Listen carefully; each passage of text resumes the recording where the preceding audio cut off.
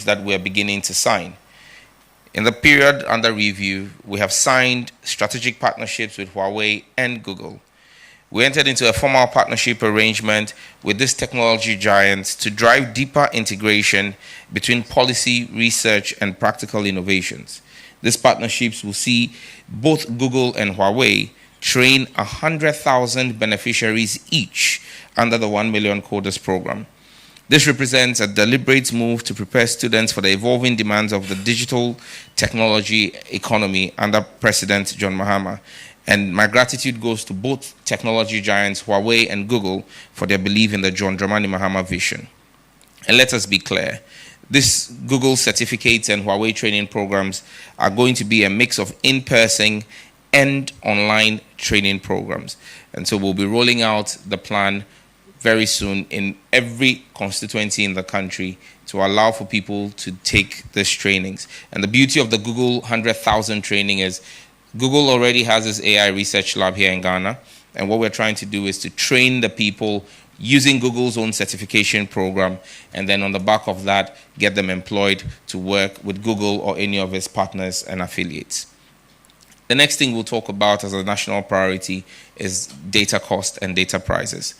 The ministry has successfully fulfilled its commitment to reduce data cost for Ghanaians. Effective 1st of July 2025, all major mobile network operators implemented revised mobile data tariffs, significantly increasing the volume of data at existing price points and effectively reducing the price of data. MTN increased all data bundles by 15%, while Telecel and Airtel Tigo raised theirs by 10%.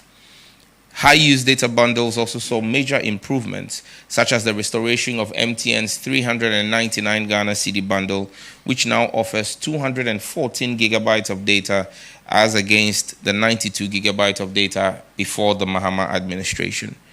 These changes were the result of a comprehensive reform package introduced in the first quarter of this year, which included a national spectrum review, a revised licensing condition tied to pricing commitments, and direct regulatory engagement with the MNOs.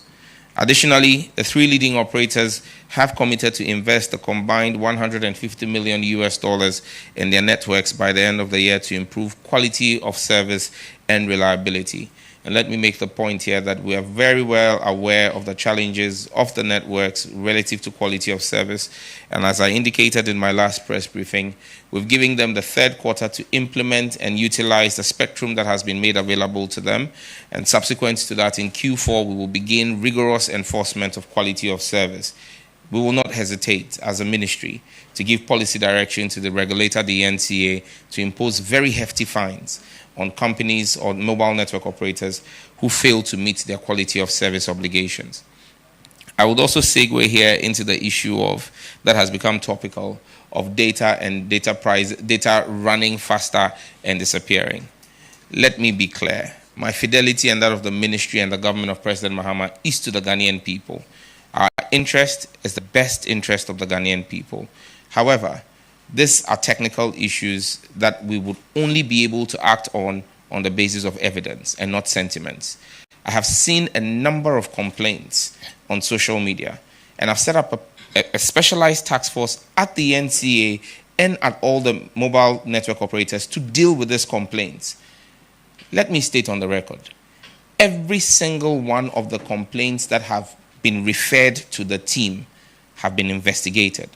And all of them have proven that it is user settings and user behaviors that have affected the use of their data, and that there has been no price tampering.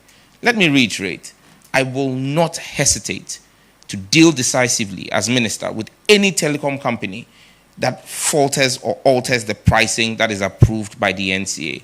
But unless there is evidence of same, you cannot punish somebody just because people are making a claim that is not backed by the evidence.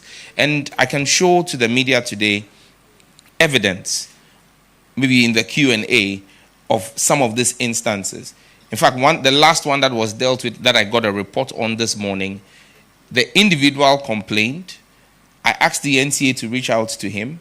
For 48 hours, he did not respond. So I had to go back on X and retweet at him and say that we've been trying to reach out to you.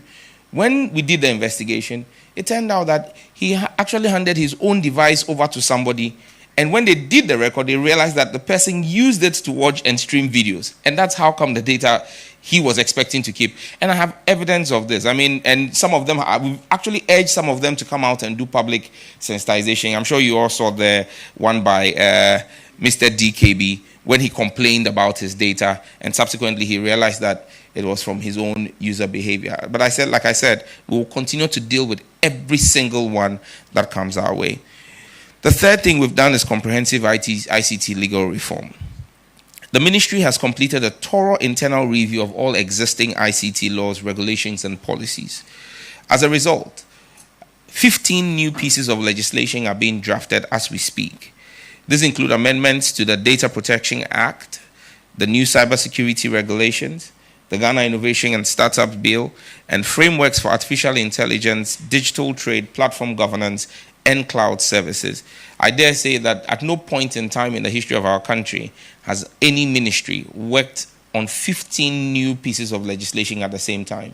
But that's what we're doing, because when we say there is a reset for the 24-hour economy, this is the digital reset to put Ghana in preparedness to roll out President John Dramani Mahama's 24-hour economy. This legal overhaul is designed to modernize Ghana's ICT